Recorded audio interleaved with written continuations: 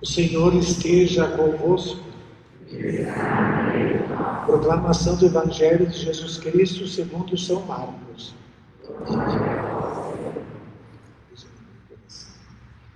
Naquele tempo, Jesus saiu de novo da região de Tiro, passou por Sidônia e continuou até o mar da Galileia, atravessando a região da Decápole. Trouxeram então um homem surdo que falava com dificuldade e pediram que Jesus lhe impusesse as mãos.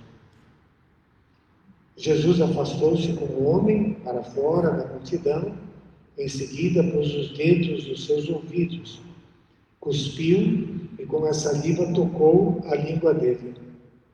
Olhando para o céu, suspirou e disse: Efatá, quer dizer, abre-te.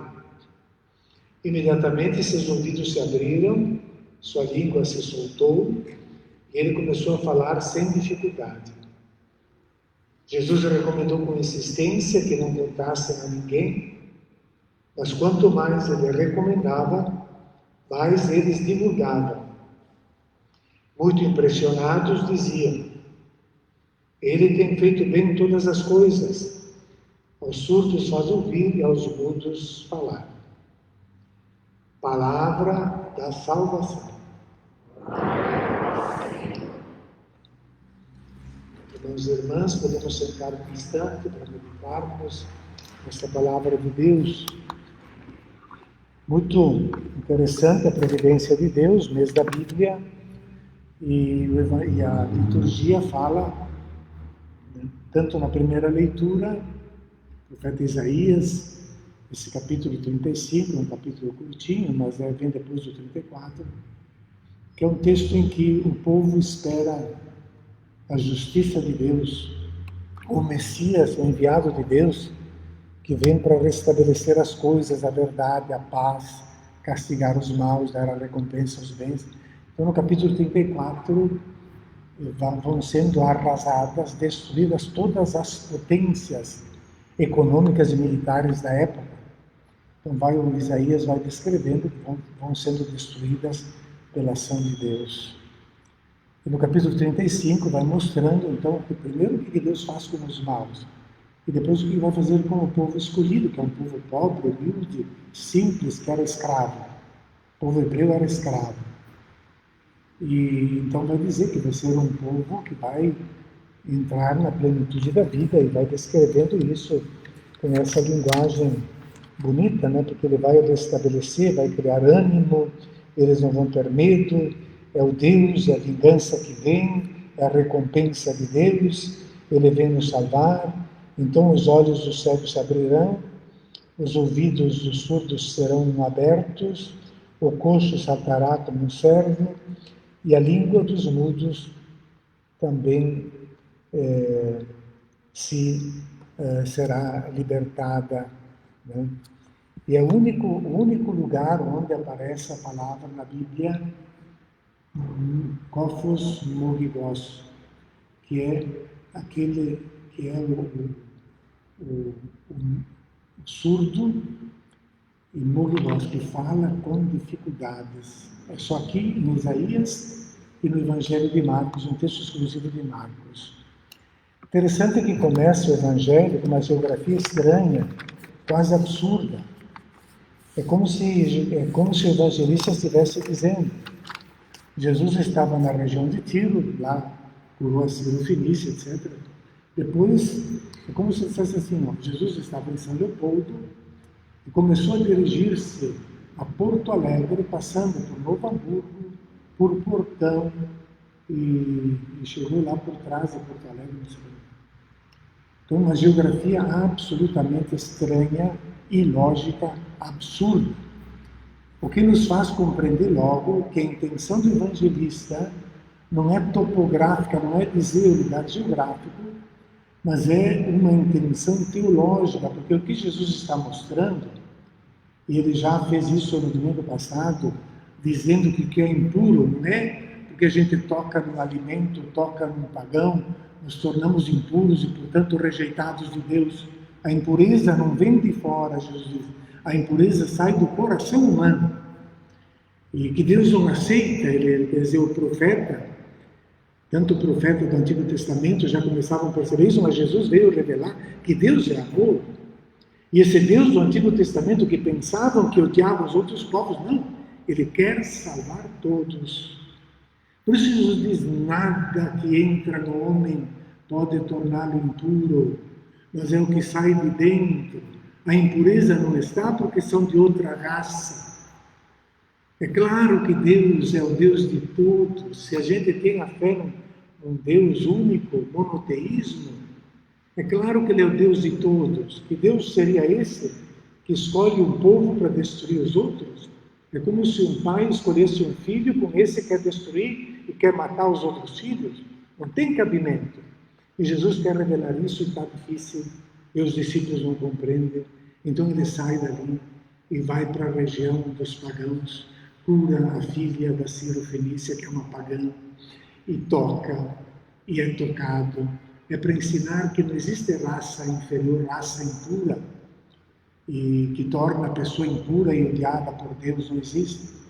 E dali então ele vai, diz, vai para, dali de Tiro, vai para Sidônia, dirigindo-se para o mar da Galileia, passando pela Decápolis, tudo regiões de pagãos. Jesus está pregando entre os pagãos, essa é a missão. Agora é bonito para nós olharmos esse carinho que Deus tem com cada um de nós, porque disse então, chegando nessa região, me apresentaram um surdo músico, um surdo mudo. E esse é surdo, então é uma pessoa que tem prisioneira do silêncio, não pode ouvir música e perdeu também a palavra, porque é surdo, porque para falar é preciso ouvir.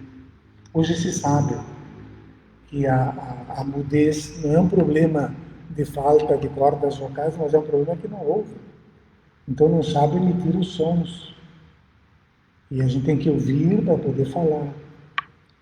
Por isso que Jesus também começa esse milagre. Ele diz, colocou, chamou para fora da multidão, no segredo. Parece que é como se Deus quisesse, olha, é eu e tu. Tu é amado por Deus. E Jesus toca, porque no toque, no gesto, essa linguagem, o mudo, o surdo mudo entende. Tocou, é como se ele tivesse enfiado os dedos nos ouvidos. E lembra esse dedo de Deus, o dedo de Deus, que é aquele da criação. Podemos imaginar o dedo de Deus de Michelangelo, que do dedo sai o homem. É como se Deus estivesse formando esse ser humano. Então o dedo de Deus tocou, depois com a saliva, tocou na língua, gestos físicos que o surdo-mudo compreende. E a saliva, além de ter, como tem até hoje, propriedades terapêuticas, claro, não em época de vírus, mas a gente sabe que a saliva é um antisséptico potentíssimo. Ela destrói milhões de bactérias já na boca, né, nos alimentos que nós vamos ingerindo. Então a saliva tinha essa fama. Mas a saliva para o povo hebreu também representa o espírito condensado. É como se a saliva fosse o respiro, fosse a vida condensada. Então é como se ao mesmo tempo Jesus estivesse, como Deus soprou naquele homem lá no Gênesis, se Deus soprasse sobre ele, colocou a saliva, o Espírito de Deus. Então ele começou a falar e depois disso Jesus olhou para o céu. Esse olhar para o céu é para mostrar que toda a potência de Jesus vem do Pai. É um momento, é como se Jesus dissesse, temos que rezar, para superar as dificuldades. A força, a graça vem de Deus. Por isso Jesus olha para você, levantou os olhos. Aí diz, a tradução não diz que levantou, mas no texto grego diz claramente que ele, anablepsas, levantou os olhos para o céu, para entrar em comunhão com Deus, porque sem essa comunhão com Deus não acontece nada de bom. E ele está tentando restituir a este cego, a este surdo mudo, uma plenitude de vida. E a plenitude de vida depende da capacidade de ouvir e de falar. Porque sendo nós criados à imagem de Deus, somos seres para a comunicação. Sem essa comunicação com os outros e com Deus, nós somos limitadíssimos. Não podemos ter plenitude e por isso primeiro o ouvido, porque se aprendemos a ouvir, nós vamos saber falar.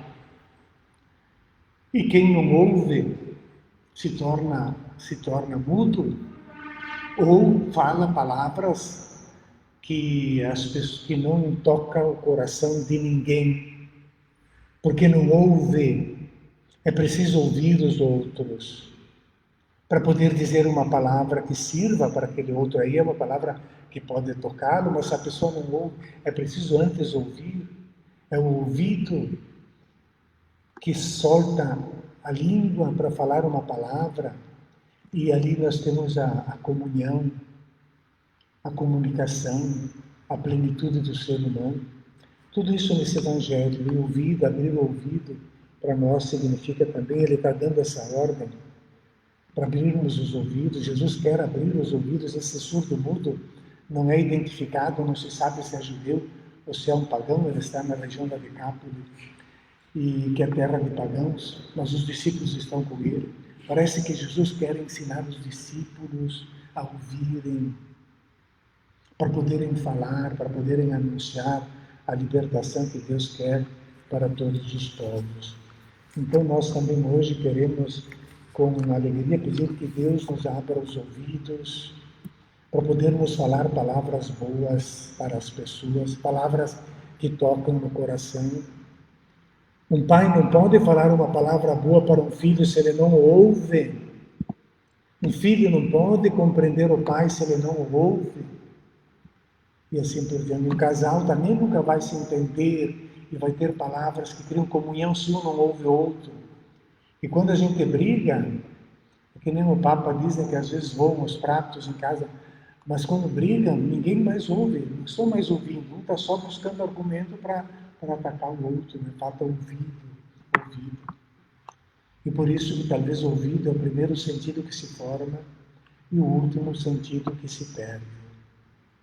O último sentido, a pessoa ainda, pessoas que tiveram uma experiência de morte aparente ou coma profundo e não respondiam nada, coma, e no entanto ouviu, e quando voltava, não sabiam o que tinham falado e tal, porque estavam ouvindo, abrir os ouvidos.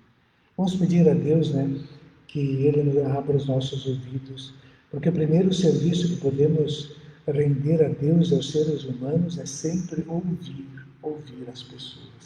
Vamos ouvir também a palavra de Deus nesse mês, Carta aos Gálatas, belíssima, vale a pena a gente ler, é curta, e trata de uma experiência de Paulo, que fundou essa comunidade por providência de Deus, porque ele estava indo para a região da Grécia, teve que parar por ali por causa de uma doença, não era planos dele.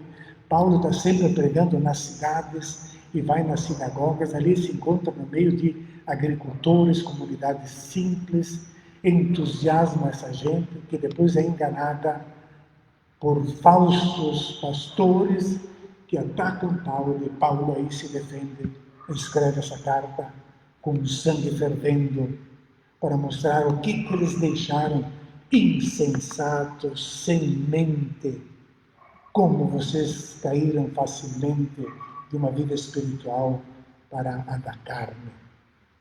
foram enganados. Paulo está escrevendo essa carta para corrigi-los. Belíssima carta. Vamos ler neste mês, vamos procurar. As Bíblias têm tantas informações, as notas no pé da página, as introduções.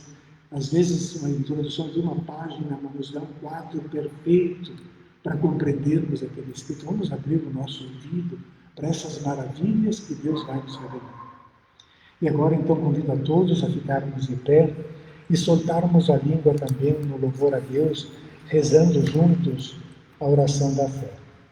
Creio